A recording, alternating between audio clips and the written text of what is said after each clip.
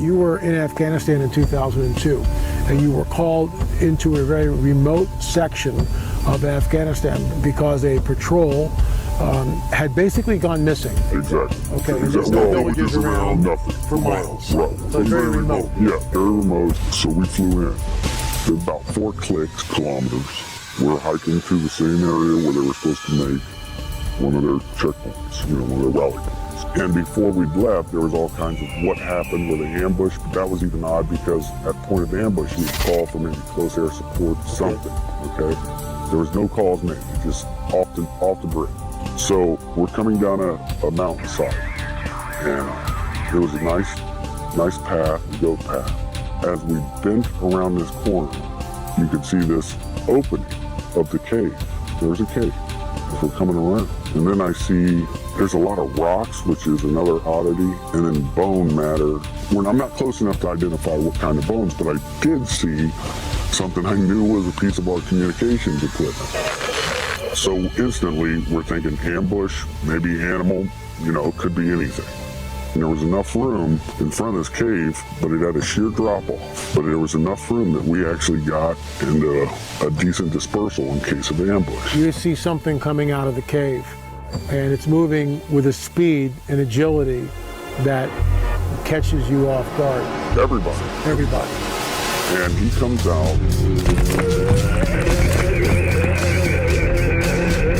It was a man at least 12 to 15 feet in height.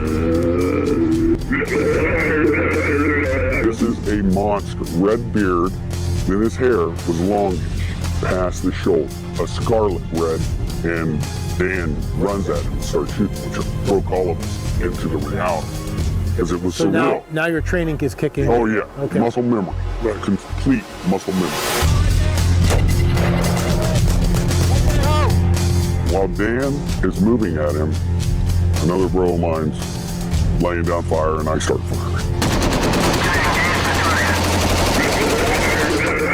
He skewers Dan. He's now got him on this pike. It went through him. And he's still got him, and he's coming after more. We all just clicked in. I don't know what it was, but I remember we're all like, shoot him in the face, shoot him in the face. And our weapons components were in force. We had 308s, and we had Barrett 50s. This is sounding longer than it took. We're talking 30 seconds. And he's taking multiple hits, and is still moving. Dan was dead, okay? And why is a good man, probably one of the best men I know, now dead. Before I'd left, they were already starting what they call a 9-line, which is a medevac request. They're sending out a medevac request, then all of a sudden it's not a medevac request. All of a sudden we had a helicopter show up because, like I told you, it was a large precipice and a sheer drop. So the helicopter just came up from the drop. They had dropped netting, which is like cargo netting. It's like squares. We were told we had to bundle him up.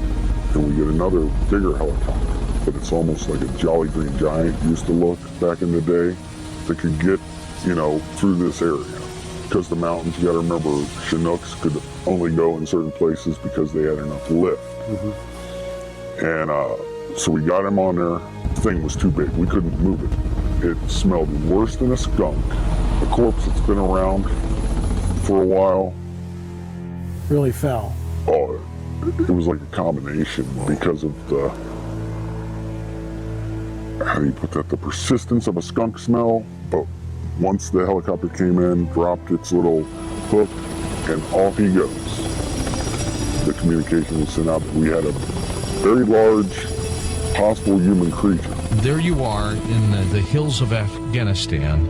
How many troop members are you with? We had 6 on my crew. And when we say hills of Afghanistan, for us, we did not fly into the wilderness. We actually flew into a base.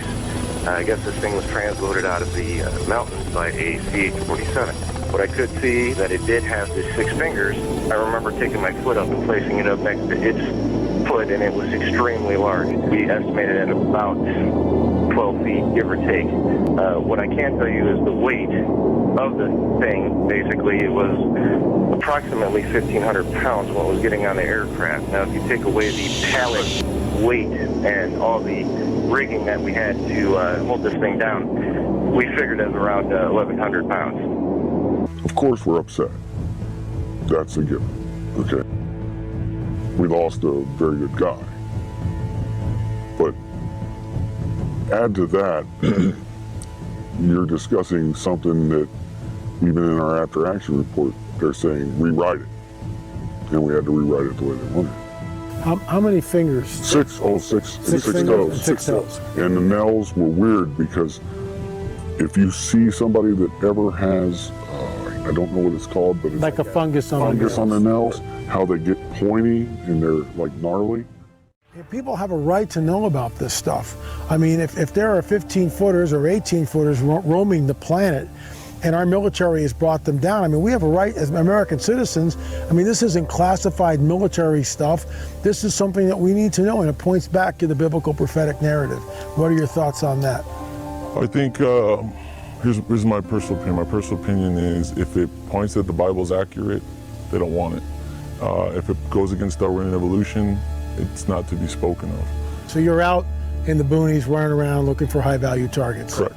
Okay. And we're doing those operations, and as we're getting into firefights, we're getting into different scrimmages, you want to put it that way, we would come back to the base and we started hearing this rumor about a unit that killed this, what they started calling this really tall person.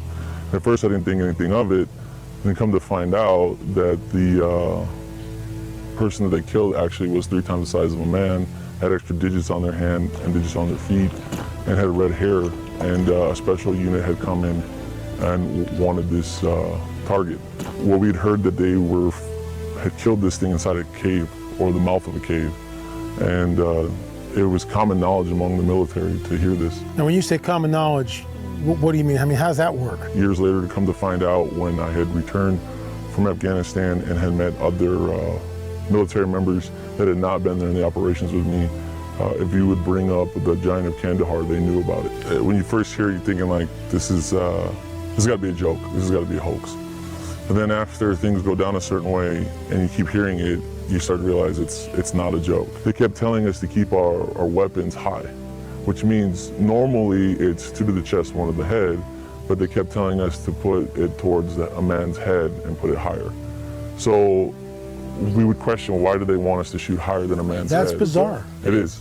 Our contact said 2002 is when they shot this 15-footer or taller, and you're now in this, you know, in the service around 2005. This word has gotten out, and what I find interesting here too is that if you're going to create a hoax, I get that, but you got details: 6 fingers, red hair, double rows of teeth, 6 digits on the toes, and of course that brings it right back into what we hear about in the biblical prophetic narrative, specifically the Nephilim. Your thoughts? I agree. I will tell you that when I was doing my time in the service, and the stuff I saw, some of it I couldn't explain, like lights in the sky during firefights, like orbs, or lights that would be the size of a softball that looked that size looking up in the sky but making weird noises. And even going to Iraq myself and being near Haditha Dam and seeing the prisoners underneath the dam, and the prisoners would scream and there'd be this awful feeling underneath the dam, and then later finding out in the Bible that an angel's locked underneath there, where it talks about. And this Haditha Dam is the Euphrates. Is Euphrates, and there's correct. an angel supposedly locked underneath the Euphrates, Correct. which is released in the book of Revelation. Correct.